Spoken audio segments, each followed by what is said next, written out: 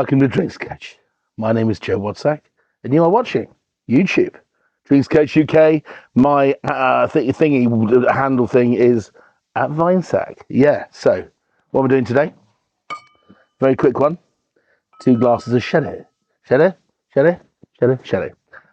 Quote from Whittle and I, probably number 926 of the year. Okay, we have a dry sherry and we have a dry sherry. We have a sherry that's made, which is relatively young, I suppose, but still old. God, this is not going well, is it? But I'll explain in a minute. And we've also got one of the reasons why I've done quite a lot of talks recently, which is Melissa Draycott and her team sent me a bottle of one of my favourite wines, which is Leonor Palo Cortado, 12-year-old. Okay, so Palo Cortado is a kind of sherry, which I'll come on to in a minute, which kind of doesn't fit the normal mould. You know, you've got Fino Manzanilla, then you've got Fino Amontillado and Manzanilla Passada, and then you've got Amontillado, then you've got Oloroso, and then you've got sweet Pedro Ximenez, etc. Yeah, let's go to Palo Cortado in a minute. So this is one that we do understand. This is Fino Sherry, which means that it's been aged inland. This is a wonderful wine. I picked it up because I had a meeting completely unrelated to wine with the spirits buyer and the drinks buyer from Fortnum and Mason, and this is the drink Pando Fino from the great Williams and Humbert. Been made since 1877, or at least they've been making wines in American oak casks and sending them back to the UK since 1877. This wine's 15% alcohol. It's going to be made from lots and lots of barrels in a huge shed, which all give their own little bit of magic. And then once it's bottled at the end, you have this arrestingly smoky, floor-laden, like biting into a crab apple with preserved lemon and a bit of chalk, all at the same time. Bomb. Okay, so here we are. It's Pando Fino from Williams and Humbert, and I've seen they've sold this in Fort Mace for a very long time.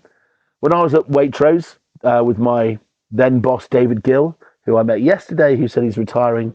God bless you, David Gill, Master of Wine. The things he taught me, he was one of the best wine tasters I've ever met. I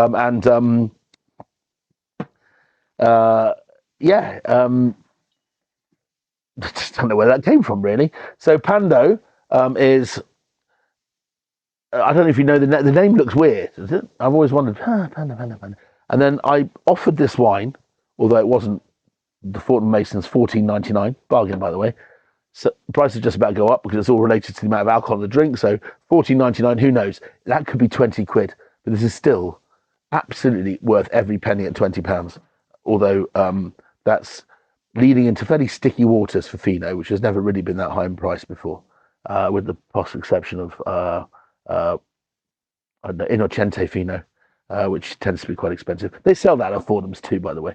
So here's a wine called Pando Fino from the great Williams and Humbert. So it's called Pando because it used to be used in the ballast of ocean clippers going across the Bay of Biscay to mainland Europe, maybe even to America. But this is all more recent, so it's not a part of the horrible gubbins of the slave triangle or anything like that. No, Pando means P&O. Yeah, freaky, huh? That's amazing, right? Pando Fino is named after the ferry. Okay, chin chin. So good, so good. I want to play a gazpacho right now. I want some green olives. I want some Cantabrian anchovies and some shoulder or some salchichon on some pan con tomate. Stat. This is like ER emergency room. Bring it to me. This is the most likeable, in my opinion, most likeable, dry, enjoyable sherry on the market at the price. Gonzalez Byass pretty much own the roost, okay? But this is just one on the side, and I've always been had soft spot for this particular estate, particular bodega.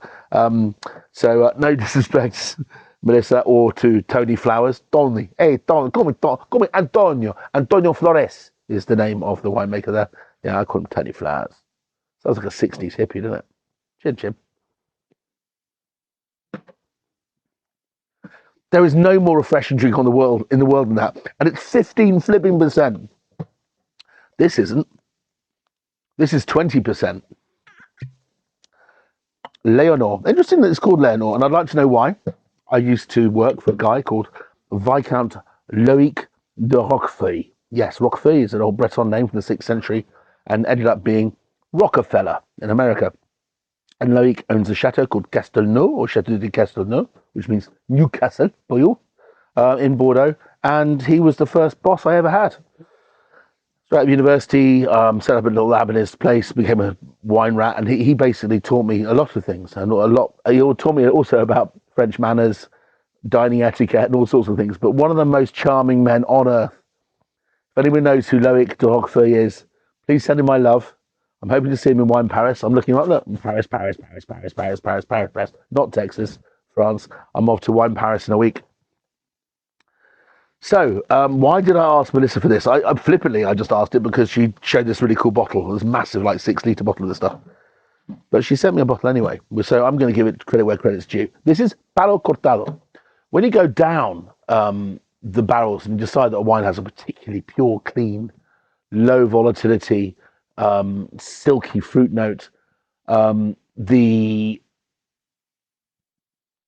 floor layer, which creates a lot of the flavor, the spice that you get in Manzanilla and Fino, dies early, and that can be done easy. That can be not. You can add alcohol. You can. There are ways to kill it, but if it happens naturally, then it just falls into the drink. And at that point, you label it with a line. You put a big white chalk line on the box, on the butt, the barrel.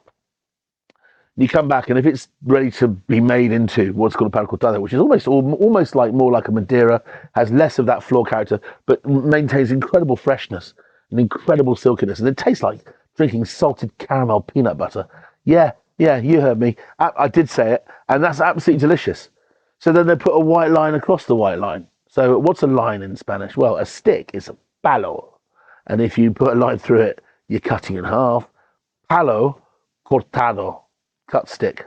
That's where the name comes from. There you go. See you next time. Bloody lovely.